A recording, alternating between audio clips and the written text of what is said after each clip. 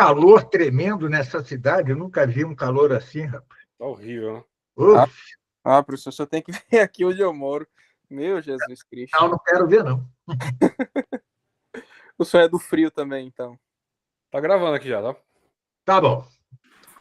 Pois bem, sejam todos muito bem-vindos, né? Primeiramente, boa noite ao Pablo, boa noite ao professor Nogueira mais uma vez. Estamos iniciando hoje um formato um pouco diferente aqui na sociedade, né? Vai ser algo mais informal aqui com o professor, né? Algo mais em estilo podcast, que o professor também já está um pouco acostumado. E nós escolhemos um tema, né, bastante profundo, que já foi alvo de muita discussão e ainda é, de certo modo, na história da igreja, né, que é justamente a questão da graça, né, o mistério da predestinação. Eu havia, inicialmente, pensado em falar alguma coisinha, mas, sendo bem sincero, eu prefiro que o professor ele exponha do início ao fim toda a temática. Né? Mas antes, eu até comentei com o professor em privado, né? Eu acho que seria bastante pertinente esmiuçar a questão da necessidade da graça na vida do homem para que ele possa alcançar a salvação. Porque, infelizmente, desde os tempos de Agostinho até os dias de hoje, eu diria que hoje também esse pensamento falso, né, de que o homem ele pode salvar-se a si mesmo sem a ajuda de Deus, ele está muito presente mesmo no meio, mesmo dentro da igreja, né? Quantos e quantos católicos não dizem por aí que mas eu não preciso ir à missa, mas eu não preciso me confessar, Deus conhece o meu coração, então Deus vai me salvar, né? Então eu acho que seria interessante, professor, o senhor iniciar falando um pouco do porquê que esse pensamento ele é falso, né? Além de já ter sido condenado pela igreja, mas por que que o homem, ele de fato depende do auxílio de Deus para alcançar a salvação e por que que ele não poderia sozinho, ou seja, por seus méritos próprios individuais, entrar no reino de Deus. Deixo a palavra toda com o senhor. Tá bom. Pablo não quer falar, não quer dizer nada antes? Não. Bom, para entender isto, ou seja, por que o homem depende, em ordem à salvação, da graça de Deus, há que entender, antes de tudo, como o homem foi criado. O homem foi criado em estado de graça, não em estado de natureza. Sua natureza já estava, em Adão e Eva, sobreelevada ao sobrenatural. Esta criação é relativa ao fim que Deus deu ao homem. Deus deu ao homem um fim que é infinitamente, incalculavelmente superior às suas próprias forças. Este fim é o conhecimento de Deus mesmo por essência. Pois bem, então temos algo que não é tão fácil entender, mas que é assim e não tem jeito. O homem é um ente, é uma criatura que anseia algo, que se ordena algo que ele não pode alcançar. Tá? Diferentemente, por exemplo, de todos e quaisquer animais ou plantas, etc., que alcançam aquilo a que se ordenam. Claro, em certo sentido, o homem alcança naturalmente um fim, é a imortalidade. Né? Como diz Santo Tomás, o homem, todo homem, anseia a imortalidade. Mesmo que não crê nela, gostaria de ser imortal. Só da boca para fora é que alguém pode dizer que não gostaria de ser imortal. Essa história daquele poeta Rilke, né, dos anjos, que querem deixar de ser anjos para ser mortais como homens, isso é uma piada de mau gosto. É até um filme do alemão Wim Wenders, As Asas do Desejo, é a história de um anjo que se apaixona por uma mulher e pede a Deus, sei lá o que ele faz, não me lembro mais, que deixe de ser anjo e passe a ser um homem mortal. A mortalidade tem mais graça que a imortalidade. Tudo isso é bobagem. Todo homem anseia a imortalidade. E, sem dúvida alguma, de algum modo o homem é imortal, ou seja, pela alma. Tá? Isso naturalmente. Tá? Se assim não fosse, a natureza do homem seria vã. Mas Deus não se contentou com uma imortalidade espiritual para o homem, senão que lhe quis dar uma imortalidade completa, total, corpo e alma, tá? E a visão beatífica, ou seja, o conhecimento dele mesmo, Deus, por essência. Este é o fim do homem. E o homem tende a isto. Por que tende a isto? Porque ele quer isto. Porque, sendo um homem intelectual, ele anseia conhecer a causa de tudo. E só repousará quando conhecer esta causa, senão não repousa. Então, Deus criou um ente que anseia algo que suas forças são incapazes de alcançar por si mesmas. Por isso é que Deus não criou o homem em estado de natureza, senão que o criou em estado de graça. Tá? Alguém pode argumentar, mas se tivesse criado só em estado de graça, ou de natureza, o que seria possível, então o homem não atingiria este fim, que é o conhecimento perfeito da causa de tudo. É verdade. Mas Deus o criou com possibilidade de atingir isso, não graças à própria natureza, mas graças à graça. Tá? Quando o homem, pelo pecado, perdeu a graça, né, viveu em estado de natureza, deu no que deu. Ou seja, o estado de natureza, no paganismo, né, foi incapaz, por si, não só de alcançar o sobrenatural, senão que foi incapaz de alcançar o próprio natural. Tome-se a ética de Aristóteles, né, e veja se qualquer pagão foi capaz de alcançar perfeitamente aquilo que se propõe na ética Nicômaco, né? Veja-se se algum foi perfeitamente virtuoso. Não, não foi.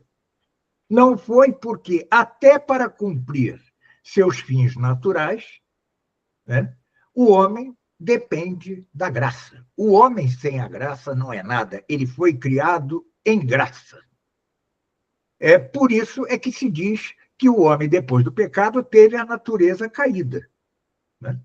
Não no sentido de uma natureza essencialmente corrompida, como queria Lutero, mas no sentido de que já não consegue atingir sequer os fins naturais intermediários, a vida virtuosa, né, é incapaz de alcançar sem a graça.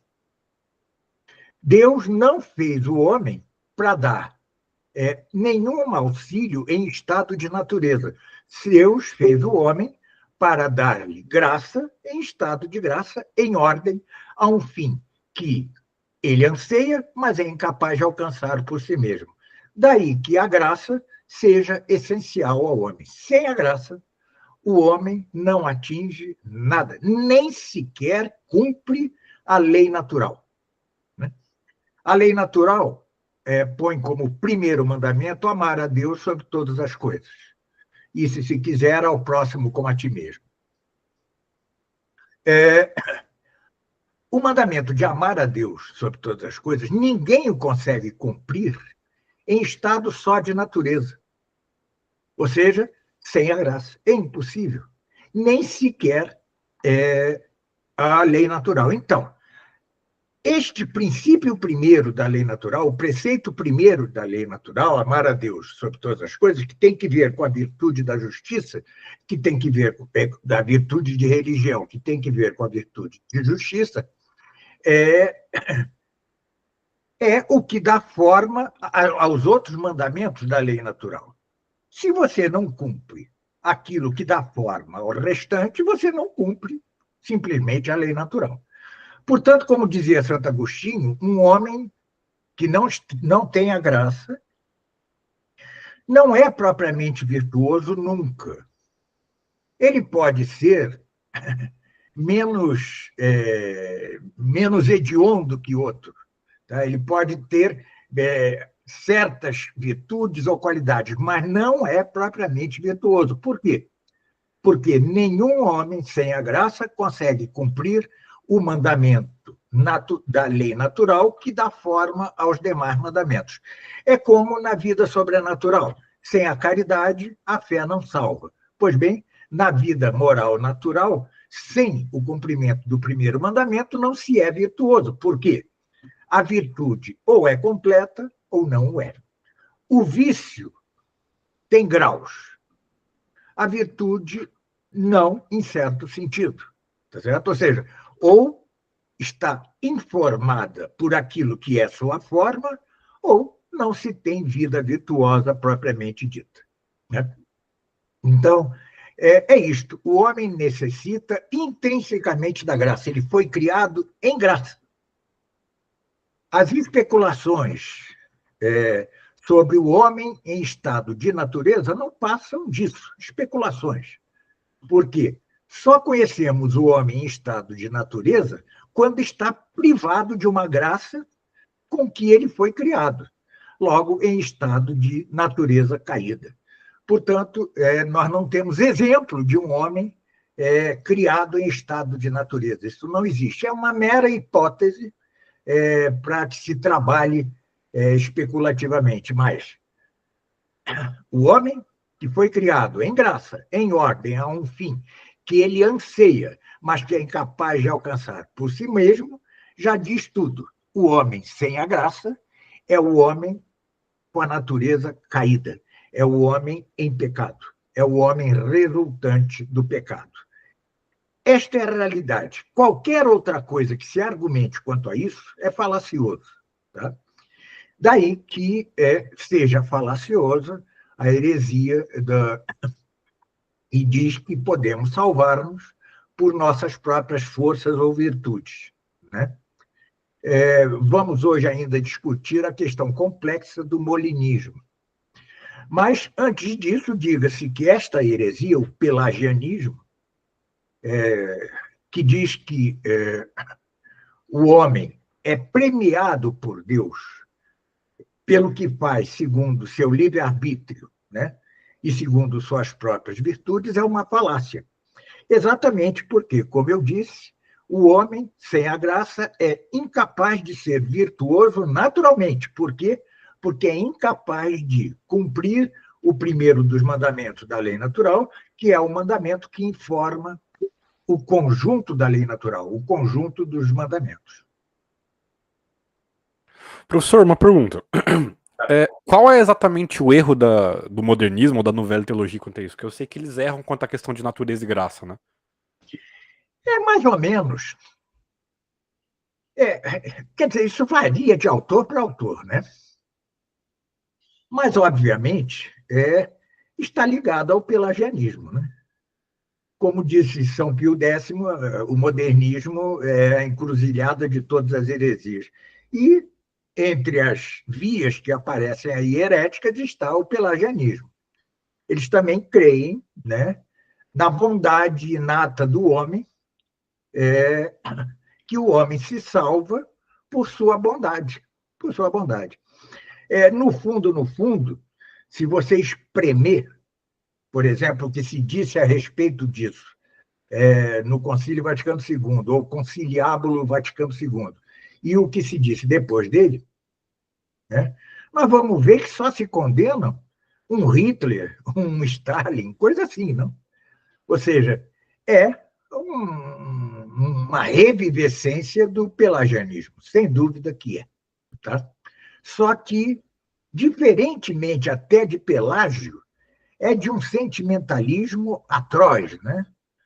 Porque, na verdade, para o neomodernismo, ao menos, né, esse que saiu vitorioso no Vaticano II, Cristo veio redimir a humanidade. Cristo não veio redimir os eleitos, ele veio redimir a humanidade, né? Independentemente da graça e da religião. Tá? Daí o ecumenismo. Então, na verdade, é um pelagianismo radicalizado, né?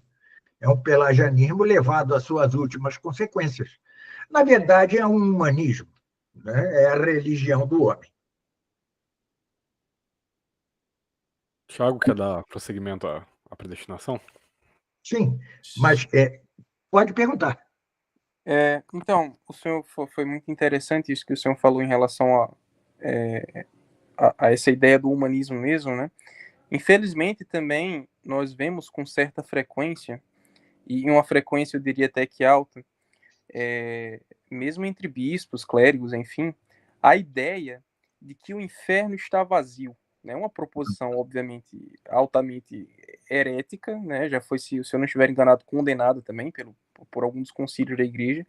E eu gostaria também que o senhor falasse em relação à falsidade dessa proposição mesmo, né? Porque se um bispo ou um simples leigo, ele crê, né, se diz católico e crê numa aberração dessas, se esvai todo o mistério, por exemplo, da encarnação de nosso Senhor Jesus Cristo, né? Então, algo semelhante ao que Agostinho diz, né? Que então Cristo teria morrido em vão. O inferno está cheio e está mais cheio que o céu, tá? Se considerar só os homens. A doutrina católica, não magisterial, mas tradicional, é que a maioria dos homens se condena. A proporção pode discutir-se, mas a maioria dos homens se condena. Santo Tomás diz uma coisa muito interessante. Se juntam homens e anjos, a maioria se salva. Se consideram tão só os homens, a maioria se condena. Tá? Além do mais, dizer isto é ir contra a letra claríssima, por exemplo, do Apocalipse de São João. Né? Ali está claro que o inferno existe e que muitos vão para lá. Claro, ali não está dito que a maioria se condena. Mas isto de que a minoria se condena, antes de se chegar ao vazio do inferno, veio a doutrina, a teoria de que a minoria que se condena. Essa doutrina surge pelo século XVIII, com o padre Faber e outros, tá? 18, 19, com o padre Faber e outros, até chegar a Garrigou-Lagrange, que calcula que 50% se salva, 50% se condena. Como eu mostro em meu livro sobre a predestinação, em meu texto sobre a predestinação, isso é uma espécie de democratismo, né? Tá? Democratismo. Um dos baluartes da teoria de que a maioria se salva, que foi o padre Leonardo Castellani, um argentino, tido por tradicionalista, e que, além de outros erros, era milenarista, ele dizia, não, perdoe-me, Santo Agostinho, mas como Cristo, Deus, deixaria que se perdesse a maior parte de sua criação? Vê como isto é algo democratista? É o reino do número, para imitar o René Guénon, o perelianista, é o reino da quantidade, né? Nesse sentido, ele tem alguma razão. Mas é o quantitativo. Não por nada, a primeira vez que se fala que a maioria se salva, ou que metade se salva, isso foi depois do liberalismo que culminou na Revolução Francesa. Né? É concomitante. Claro, são homens, o padre Faber não era um herege, isso não é uma heresia. O magistério da igreja não decretou nada acerca disso, mas vai-se contra a tradição, incluindo os padres. Né? Todos os padres, unanimemente, diziam que a maioria se condena. Né? Santo Tomás não hesita. O padre Castellani diz em sua péssima tradução da Suma Teológica que Santo Tomás só fala por hipótese, não é verdade. Eu mostro no referido texto que ele fala Com certeza. Tá? Ele dá um argumento apodíctico a partir de Mateus, a partir do dito em São Mateus. E você tem várias coisas. Muitos são os chamados, mas poucos são os eleitos, e assim vamos. Então, houve uma história, depois de 18 séculos, em que se disse que a maioria se condena, começou-se por certo influxo subterrâneo, larvar, do liberalismo, começou-se, do reino da quantidade, começou-se por dizer que a maioria se salva, ou pelo menos metade se salva. Para terminar nisto, o inferno está vazio. Né? Isto de o inferno está vazio é hoje a opinião majoritária entre os batizados, amplamente majoritária. Amplamente majoritária. E ela foi crescendo juntamente com o crescimento da democracia liberal. Começa a doutrina de um padre Faber com o liberalismo. Padre Faber fora anglicano, né? Começa por ali. Padre Faber e outro. Era um francês muito famoso também, que deu muitas conferências, Moçambique, algo assim, esqueci seu nome agora. Era outro, Moçambique. Bom, não me lembro direito. Começa por ali, na França, na Inglaterra, e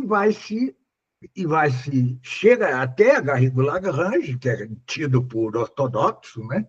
Por muitos setores tradicionalistas, não o é, embora tenha coisas ortodoxas. Ele combateu o modernismo, mas com instrumentos muito inéditos. Mas, seja como for, alcança-se, então, como o Vaticano II, essa aberração de um inferno estar vazio, ou, no máximo, está ocupado por um Hitler, por um Stalin, por esses monstros da natureza, pelos serial killers, ou coisa assim, né? No máximo. O resto não, o resto se salva, o resto é bonzinho, né? É a visão naturalista, humanista, que hoje é a visão da amplíssima maioria dos que se dizem católicos, dos batizados, dos que frequentam o Rosário do Frei Gilson, coisas assim, né? Tá? A maioria pensa assim. E isto não só leigos, mas padres, bispos, etc. Tal. A amplíssima maioria. O que condiz com a nossa marcha para o fim dos tempos. E, professor, como coadunar a liberdade que nós temos com a necessidade da graça do ângulo da predestinação, de Deus determinar as coisas desde a eternidade? Estamos falando de duas coisas, né? Uma coisa é a necessidade da graça. Quanto a isso, não pode haver a menor dúvida. Negá-lo é herético, ponto. Tá certo? Negá-lo é herético. O problema é que, no século XVI, surge... explique-se que quando Santo Inácio de Loyola fundou os jesuítas, a Companhia de Jesus, ele inscreveu nos estatutos que a ordem seria estritamente tomista, tá certo? Estritamente tomista. Mas, como havia o embate dos católicos e dos jesuítas em particular contra os luteranos, dizia ele aos seus confrades que não se devia falar de predestinação publicamente, porque era muito difícil explicar a diferença entre a predestinação no sentido de Santo Tomás e a predestinação no sentido Lutero. Bom, que seja. Na segunda ou terceira geração, começou, dentro da ordem da Companhia de Jesus, um afastamento progressivo da doutrina de Santo Tomás, não só quanto à predestinação, há vários pontos. Né? Isto horrorizava até os velhos jesuítas que se mantinham vivos. Né? Eu tenho uma série de documentos de jesuítas mais velhos dessa época que se horrorizavam com Molina, que era fraquíssimo, aliás, com Francisco Soares, que não era fraquíssimo, mas o fato é que este afastamento, né, ganhou destaque no tocante à questão da predestinação, porque Molina, com o apoio de Francisco Soares e mutatis mutandis, mas até de santos como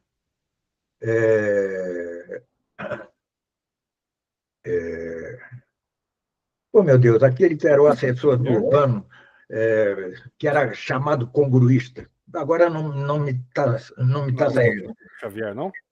Hein? Não, São não, Francisco não. Xavier? Não é Xavier, não. Esqueci. Não importa. Não importa. Veja, o título da obra de Molina já se refere a Santo Tomás, tá certo? Então, é um confronto direto com Santo Tomás na questão da predestinação. Opôs-se a essa corrente jesuíta, muito forte e muito agressiva, era de uma agressividade impressionante, né? Opôs-se a ela, sobretudo um dominicano chamado Domingo Bañez, tá? E os tomistas em geral e alguns jesuítas cerraram fileiras em torno de Bañez, tá? Ele elaborou toda uma doutrina que resultou na doutrina da premoção física, tá? Pois bem, qual é o X da questão? O X da questão é que Santo Tomás dizia que, se nos salvamos pela graça. E se nos perdemos por culpa própria. E, ao passo que Molina, num como semi-pelagianismo, vai dizer que não. Deus dá a graça a todos e prevê os méritos que os homens teriam a partir da graça. Tá? Previa, como diz Santo Tomás, é como se o rei desse para um cavaleiro e não para outro o melhor cavalo, porque já previa que ele usaria melhor o cavalo que o outro cavaleiro. Tá certo? Ou seja, a discussão se centra entre Deus predestina sem ou com previsão dos méritos. É isto. Ponto final. Esta é a questão central. Sem ou com previsão final. Sem previsão final, Santo Tomás. Com previsão de méritos, Molina. Dizia Santo Tomás, Deus não predestina alguém porque este alguém seja bom, senão que ele o faz bom e por isso o predestina. Nós, quando amamos uma mulher, por exemplo, amamos uma mulher porque ela é boa, tá? Porque ela tem bondade. Quando gostamos de alguém, de um amigo, é porque ele é bom. Deus não. Deus não ama porque as criaturas são boas. Deus faz bem, faz bons aqueles a quem ama. Tá? Isto é o oposto do que diz Molina. Porque, para Molina, Deus salva aqueles que usufruem bem da graça dada. Tá? Bom, claro que Santo Tomás não elimina o livre-arbítrio. Um exemplo caçapante. Nossa Senhora. Nossa Senhora é plena de graças, né? Repleta de graças. E, no entanto, o sim dela ao anjo foi o que permitiu a encarnação. Então, vejam que o sim dela é de livre-arbítrio, embora esteja movida pela graça. E isto resulta do princípio de que a causa primeira não anula a ação da causa segunda. Ou seja, a graça não anula a ação do livre-arbítrio. As duas coisas são concomitantes. Mas é claro que a graça tem precedência. a causa primeira tem precedência sobre a causa segunda.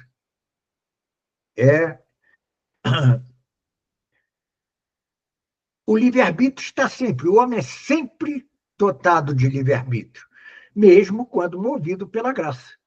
Mesmo quando movido pela graça. Tá?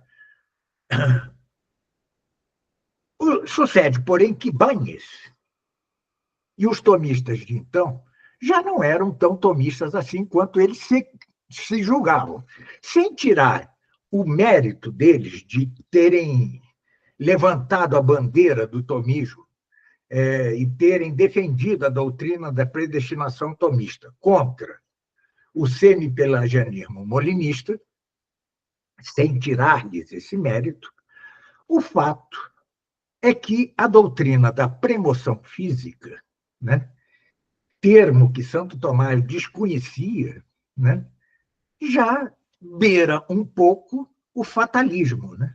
Beira um pouco Lutero, de fato. Tá?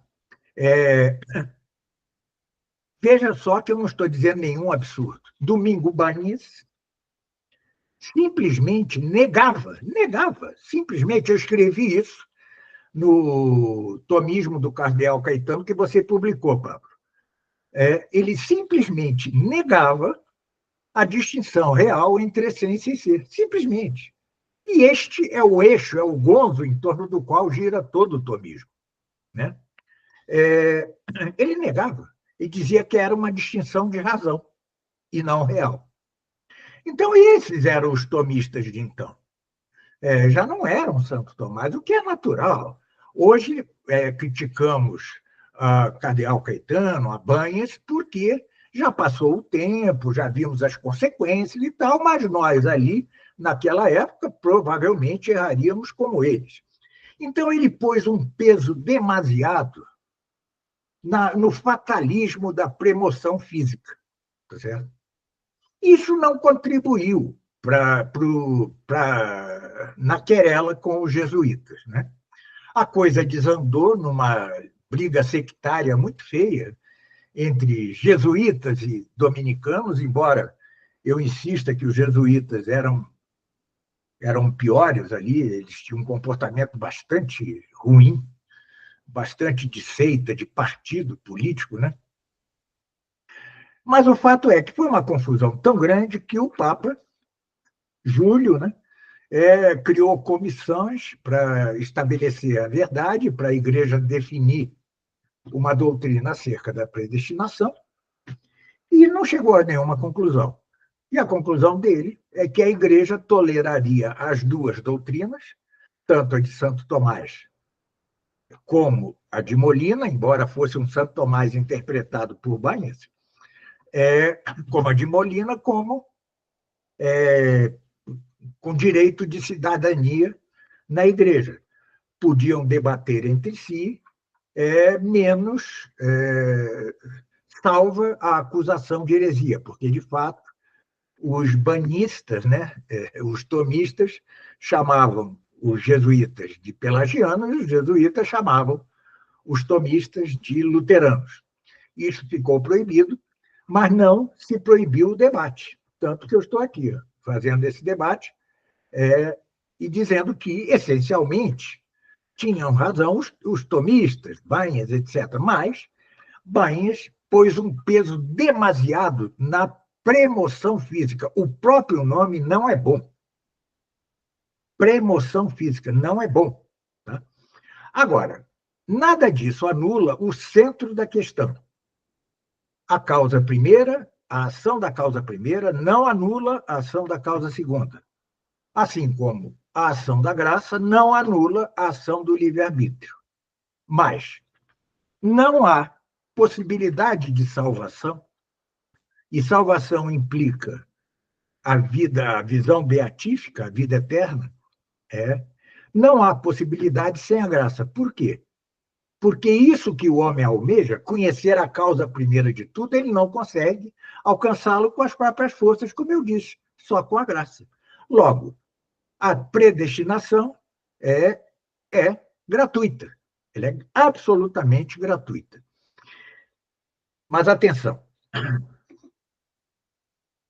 várias diferenças com Lutero. Primeiro, não é verdade que Deus, de toda a eternidade, predestinou os eleitos e condenou os réprobos. Não é verdade. Deus, de toda a eternidade, predestinou os eleitos e não predestinou os que seriam réprobos. Mas não é que ele tenha condenado. Ao contrário, os réprobos condenam-se por seus próprios pecados. Ponto. Isso é a primeira coisa. Segundo, Deus, na maioria dos casos, quer o concurso meritório do eleito.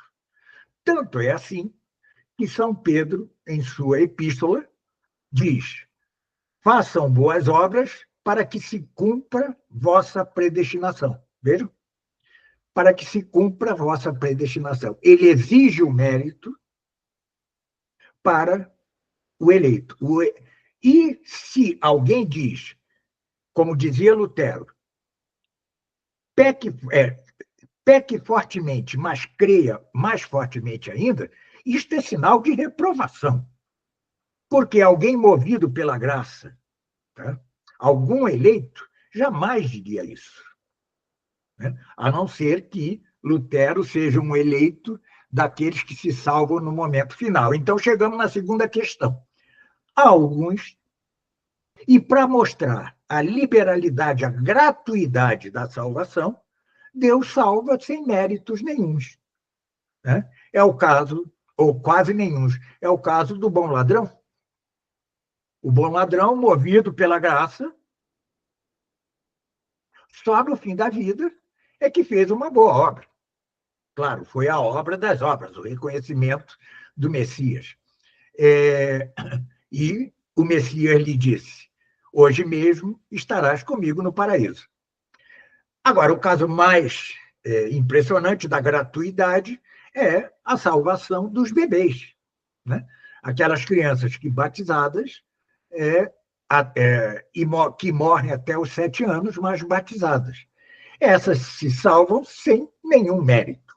Nenhum mérito, absolutamente nenhum mérito. Então, por este lado, Deus prova a liberalidade, mas quer dos eleitos que eles participem da cruz de Cristo. E é isto que é o mérito. O mérito é participar daquilo que permitiu a graça em ordem da salvação, a saber, a redenção, a cruz redentora de Cristo. Então, participar da cruz redentora de Cristo é o mérito requerido por Deus para que os eleitos cumpram a sua predestinação. Não se tente ir além disso. Todos os que o tentaram caíram em heresia ou em semi-heresia. Tentar explicar, além do que fez Santo Tomás, este miolo, a saber, se nos salvamos, é Deus quem nos salva, e se nos perdemos, somos nós quem nos perdemos, quem se perde, tentar ir além disso é certamente acabar por incorrer em heterodoxia, em heresia, em temeridade, em suspeita de erro, em qualquer coisa assim. Bossuet, né? O retórico francês, dizia uma coisa, em termos retóricos, mas muito interessante. Aceitar a doutrina da predestinação, que ele aceitava atomista perfeitamente, é acalmar-se, né? Vamos tranquilizar-nos, porque o que podemos fazer nós para nos salvar? Nada. Nada. Então, simplesmente aceitemos, façamos a nossa parte, Deus quer o mérito da nossa parte, e ponto final, o resto é com ele. E, como disse São Tomás, rezemos e rezemos pela graça da perseverança final, para nós e para os outros. Diz Santo Tomás, é necessário, disse isso antes do anjo de Fátima ensinar a oração. Ó meu Jesus, perdoai-nos, salvai as almas todas, levai as almas todas para o céu. Já dizia Santo Tomás, Deus quer que rezemos pela salvação de todos, porque não sabemos os que são eleitos, então ele quer que rezemos pela salvação de todos. Então, cumpramos a nossa parte e tranquilizemos-nos, como disse Bossuet. nós somos incapazes de salvar. Então, por que o estresse? Só há o estresse se quer, como Lutero, pecar. Aí sim. Tá certo? Se você quer pecar e ainda assim tem a presunção de salvação, você peca mais, você morre com signo de reprovação, se morrer assim. Então é isso. Estamos diante de um mistério. E ponto final. É um mistério. Professor... É um mistério como todos. Né? Eu, no meu curso sobre a Suma Teológica, eu estou na altura da Santíssima Trindade, que é uma barra pesada. Né? A Santíssima Trindade é o mistério mais complexo que existe. Né? Mais até, no meu entender, ao menos, e segundo Santo Agostinho, mais até que o da encarnação. O da predestinação nos abala um pouco porque nos diz respeito mais diretamente. Mas eu digo aos alunos do curso, não queiramos ir além do ponto a que chegou São Tomás. Né? Ele que tinha aquela cabeça, aquela mente imensa, chegou a tal limite, ponto. Contentemo-nos com tal limite e tranquilizemos. No caso da predestinação, que nos diz respeito mais diretamente, sobretudo é preciso que nos tranquilizemos e façamos a nossa parte. Dizer que, como já estou eleito ou não eleito, então eu não vou levar uma vida de pecado, isso é signo de reprovação. E jamais Deus quereria de um eleito que ele fizesse alguma coisa assim. Diga, Tiago. Não, somente porque o senhor chegou a citar Bossuet, né? E há uma citação, de fato, belíssima de um de seus livros que o senhor parafraseia do Papa Herético, né? Se o senhor me permitir, eu gostaria de ler, que de fato é muito bonito no que diz respeito a esse abandono, né? Sim. O homem nas mãos de Deus. Ele diz o seguinte, para quem tiver interesse, claro, quem tiver o livro do professor Nogueira também, o do Papa Herético, está na página 339. Ele vai dizer o seguinte: o homem soberbo teme que se faça incerta sua salvação por não tê-la na mão, mas equivoca-se. Posso estar seguro de mim mesmo? Meu Deus, vejo que minha vontade falha a cada momento. E, se vós me fizesseis dono e senhor único de minha sorte, não aceitaria poder tão perigoso para minha fraqueza. Que não me digam, então, que a doutrina da graça e da dileção traz desespero às almas boas. Como? Imaginam deixar-me mais tranquilo, entregando-me às minhas próprias forças e à minha inconstância? Então, eu, claro, peguei aqui somente um pedacinho, a citação é mais extensa no livro. Mas é uma beleza de citação. Ela tem um caráter retórico, né? Ela não é exatamente teológica, mas é de uma beleza impressionante e nos ajuda na vida, né? Tá certo? É essa consideração que devemos ter mesmo. Quem somos nós, né? Entendeu? Que soberba é essa de achar que nós seríamos capazes nós, cuja vontade é tão estável, tão lábil, tão volúvel, né? Como seríamos capazes nós disso, né? Se mesmo com a graça nós temos tentações, temos certa inclinação ao mal pelo fomes peccati, né? Que é a tendência ao pecado da concupiscência. Nós temos isso tudo, como que nas nossas mãos nós seríamos capazes de tal coisa, né? Isso sem entrar no mérito teológico propriamente dito, que foi aquela primeira coisa que eu disse aqui.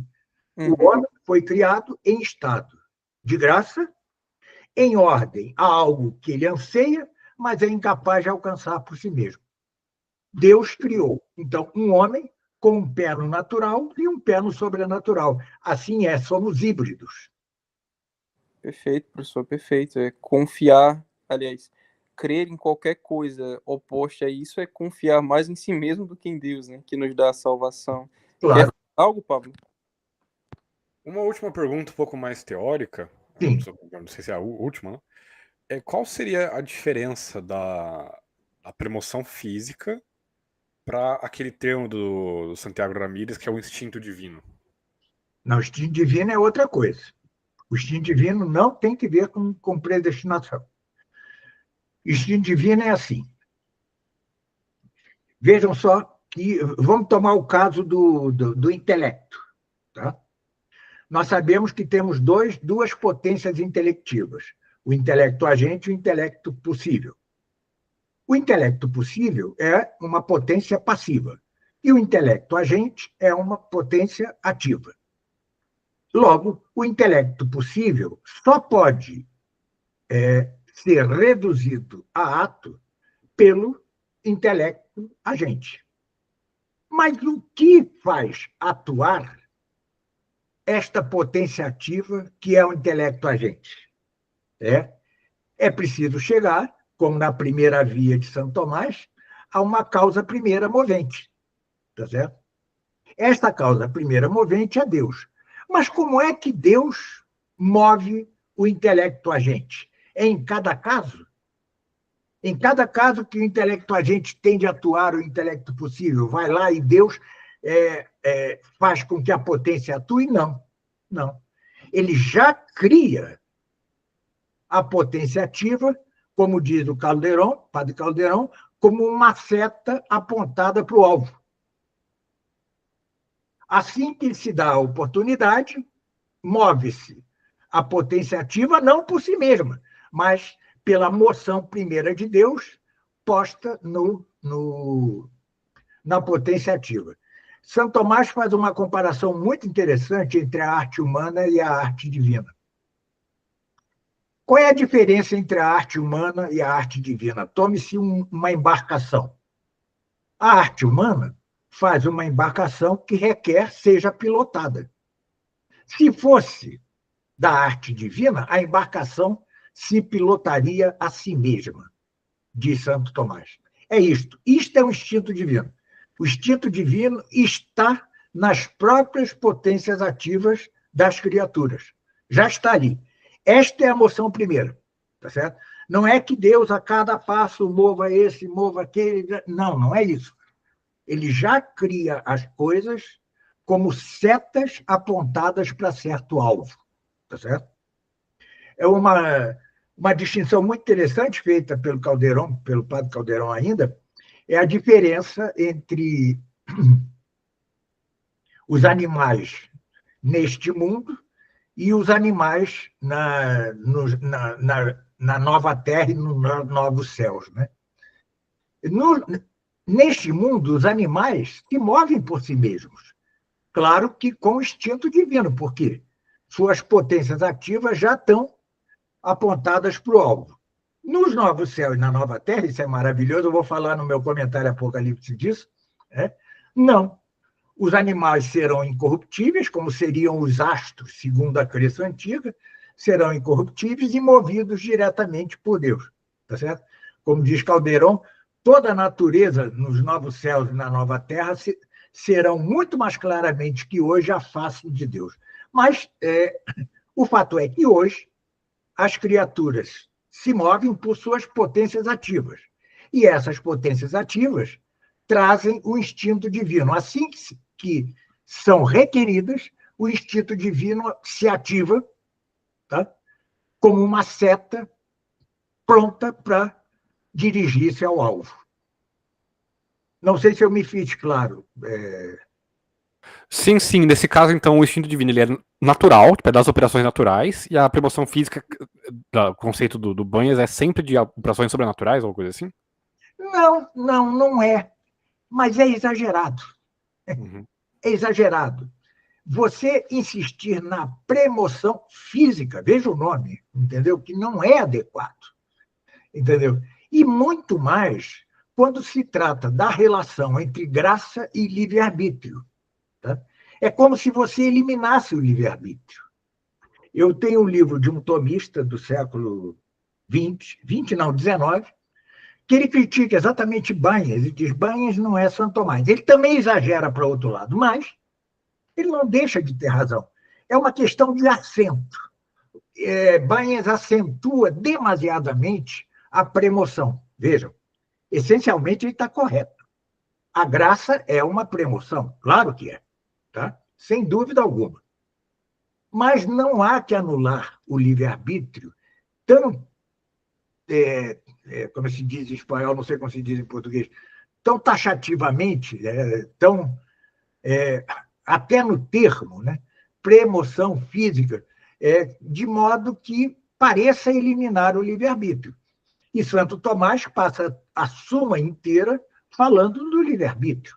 Porque se não houvesse o livre-arbítrio, de que serviriam as admoestações dos padres a seus fiéis? Não pequem, não sei o quê. De que serviria? Né? Ele se dirige ao nosso livre-arbítrio. Né? De que serviria essas palavras retóricas de Bossuet que Tiago leu? Ele se dirige ao nosso livre-arbítrio. Então, há em Banhas um acento demasiado, tá, na premoção, esquecendo um pouco a graça. Além do mais, Santo Tomás sempre falou de mérito decongruo. Tá? O mérito de congruo é aquele mérito, ele fala de mérito por uma proporcionalidade, de mérito devido ao nosso livre-arbítrio. Também há isso. Claro, não é o mérito de condigno. O mérito de condigno é aquele que salva, tá? É o devido à graça. Mas mesmo o mérito de condigno não anula o livre-arbítrio. Tá? Eu formulei uma frase meio inseguramente, mas que eu acho que está certa, no livro aí que o Tiago referiu, a predestinação se cumpre necessariamente, mas contingentemente. Ou seja, há uma contingência neste necessário. É necessário porque atinge o fim. Como diz Santo Tomás, a predestinação é uma seta que pode tomar caminhos errados, mas vai atingir o alvo, inevitavelmente. Ponto. Tá? Além disso, a outra questão que se há de ver é que, veja que é o tratamento que dá Santo Tomás ao livro da vida, na Suma. É um tratamento complexo. O livro da vida é o livro onde estão inscritos os eleitos. Mas como então a Escritura diz que alguém saiu do livro da vida, ou entrou no livro da vida, ou voltou no livro da vida? É porque o livro da vida tem dois sentidos. Tá? Um é a predestinação, mesmo, é o da predestinação. Este é necessário e vai. Mas há outro sentido para o livro da vida que diz respeito ao livre-arbítrio. E a última coisa que eu gostaria de dizer é o seguinte: há uma distinção de planos que devemos levar em consideração. Deus faz tudo desde toda a eternidade.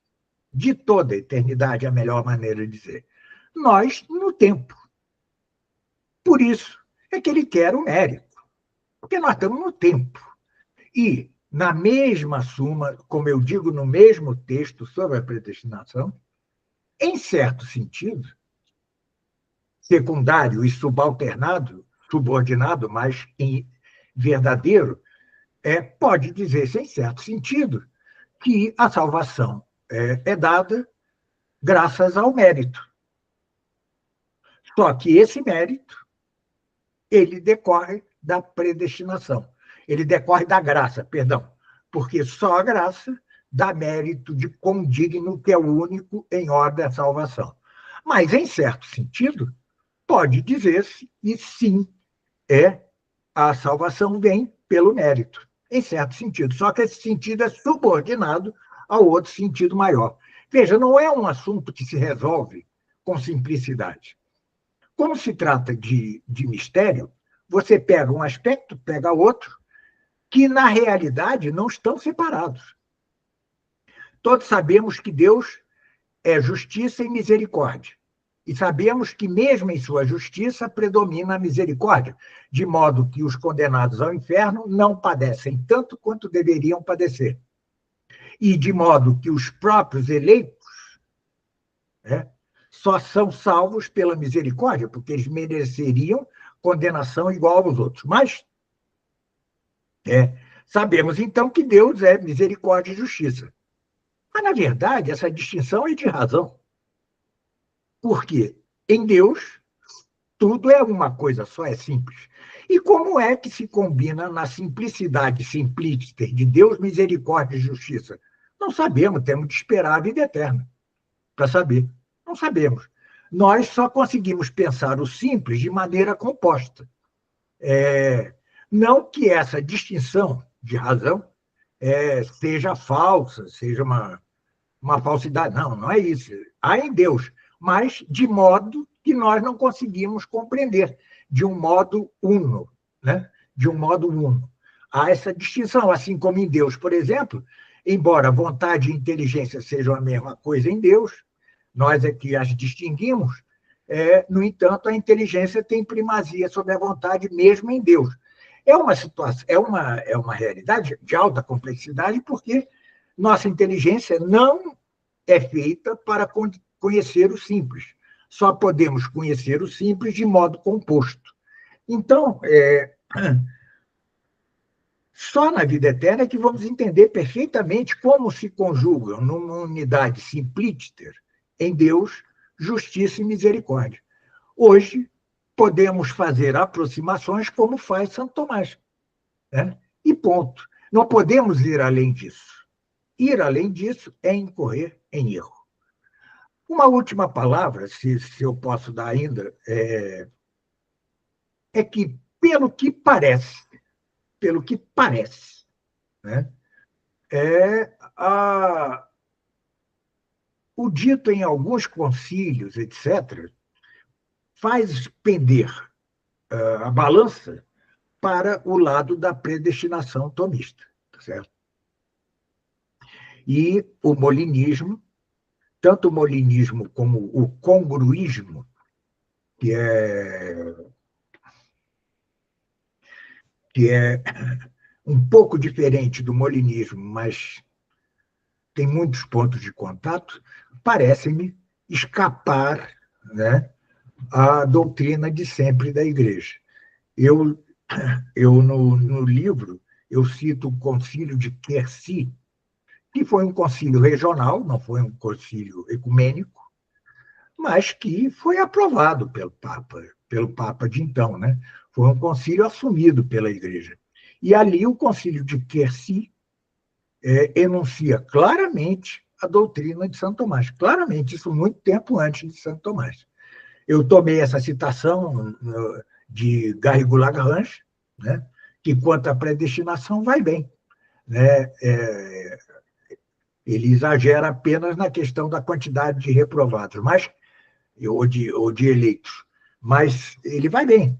E ele quem cita o Concílio de Quercy. No outro dia, lendo não sei o que, já não lembro, vi outra citação de outro concílio regional, no mesmo sentido, concílio regional também assumido pela Igreja, embora não seja um concílio ecumênico, né? Não tenha o dote da infalibilidade, etc. Perfeito, professor. Bem, eu não sei se isso ainda terá muito tempo, mas eu gostaria somente de considerar algo que o senhor falou em dois momentos, né? Primeiro, quando o senhor pegou a analogia do cavalo, né?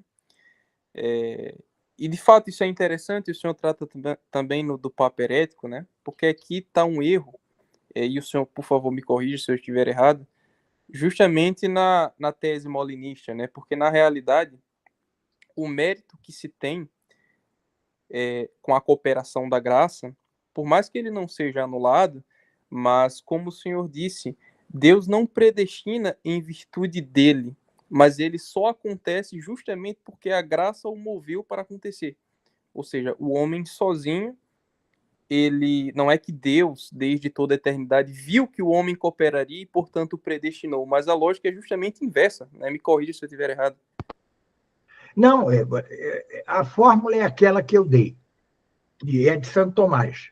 Deus não ama, ele está falando do amor de direção, né? Que leva à predestinação.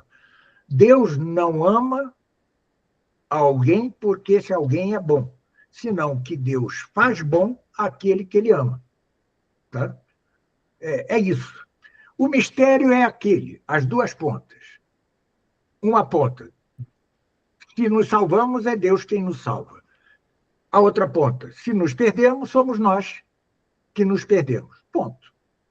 Isso deve ser suficiente para, como diz Bossier, descansarmos na mão de Deus e cumprir a nossa parte, que, como exige São Pedro,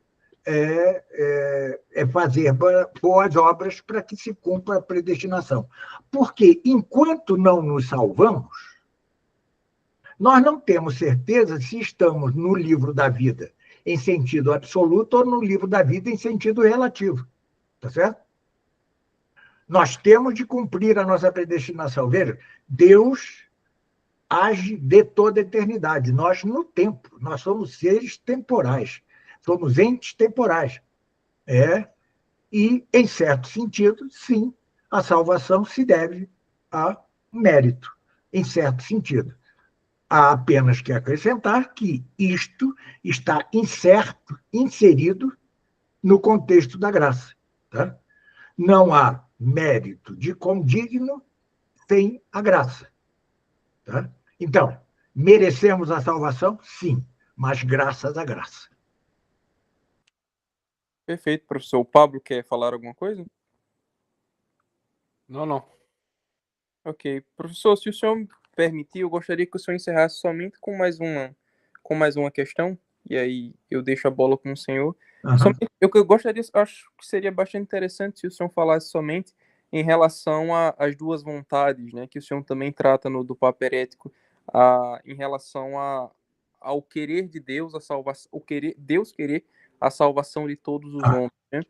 Aquela questão da vontade antecedente e da vontade consequente. Acho que daria para encerrar com chave de ouro esse tema. Assim como um juiz pode querer que todos os homens vivam, mas, em defesa da sociedade, queira tirar a vida deste criminoso, assim também Deus quer que todos se salvem com vontade antecedente, mas quer, com vontade consequente, punir alguns por seu pecado. A vontade antecedente é secundum quid, enquanto a vontade consequente, aquela que se cumpre realmente, é a vontade simplícita. Então, Deus pune alguns, assim como o juiz pune algum criminoso. Esta distinção em parte, não é de Santo Tomás, tá?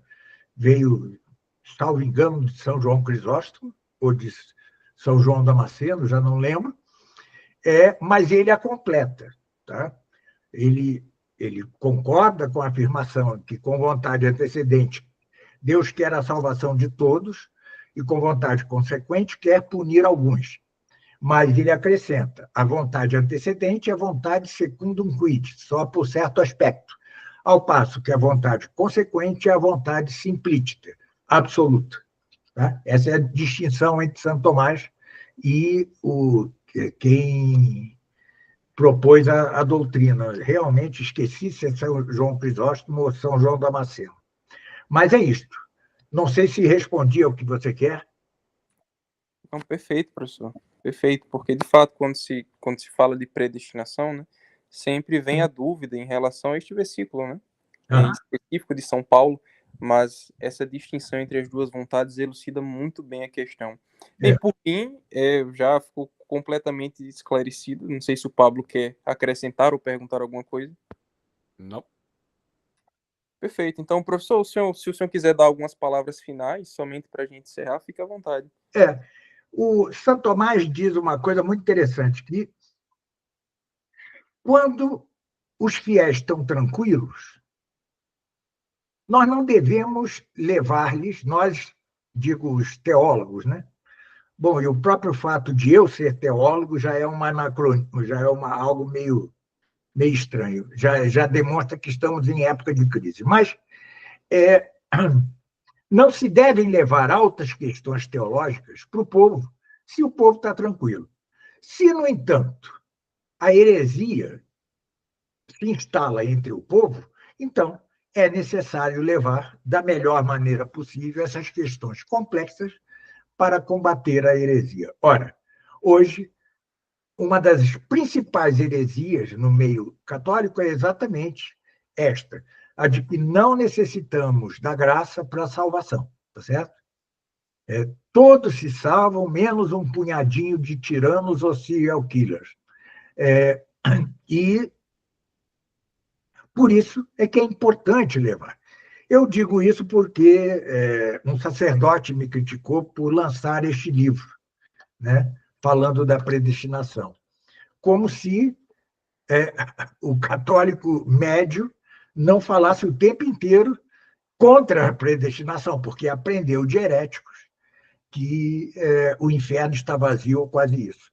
Então, exatamente porque se alastrou, graçou a heresia quanto a isto no meio católico, é que é necessário tratar estas coisas.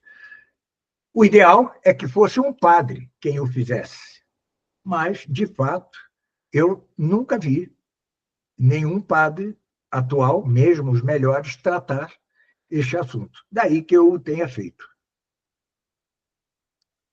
Muito bom, professor. Muito bom, e não tenho dúvidas que, de fato, foi uma aula magnífica, como já era de se esperar. No mais, agradeço muito ao senhor.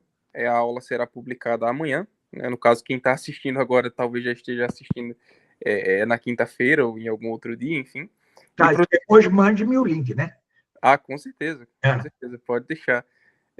Bem, para quem ainda não conhecia a sociedade, porque acredito que o professor Nogueira divulgará o link, então a gente vai receber muita gente de fora. Eu e o Pablo, né, que está aqui também, nós somos professores da Sociedade São Gregório Magno. Não é a primeira vez que o professor Nogueira aparece por aqui, inclusive já nos deu outras 2 aulas sensacionais. E professor, sinta-se sempre convidado, né? O senhor sabe que o senhor é muito admirado, não só pelos alunos, mas particularmente por mim e pelo Pablo, né? Nós que somos os seus discípulos. O Pablo bem mais do que eu, né? Eu sou o caçula aqui, na verdade, mas muito aprendemos com o senhor. O Pablo já escreveu um texto espetacular de mereologia, coisa que eu nem sabia que existia. Ele que me ensinou que existe mereologia. Está no livro da... Professor, o senhor sabia que, inclusive, o senhor vai gostar, aqui na Sociedade São Gregório Magno, a gente vai começar, a partir da primeira semana do mês que vem, a fazer leituras ao vivo com os alunos do Umbrales, da filosofia. Que maravilha! Isso é maravilhoso. Uhum. Já está traduzido ao português, não? Já traduziram, a Castela lançou. Que bom, que bom. Que bom mesmo, isso é maravilhoso. Tá? Maravilhoso mesmo. Grande iniciativa. Quem está assistindo agora e já foi aluno da Escola Tomista, ou é aluno da Escola Tomista, sabe muito bem que uma das melhores experiências que tem é assistir as primeiras aulas de introdução à lógica com um Umbrales do lado também. Facilita bastante. A introdução na Escola Tomista funda-se nos umbrales, né? Depois não.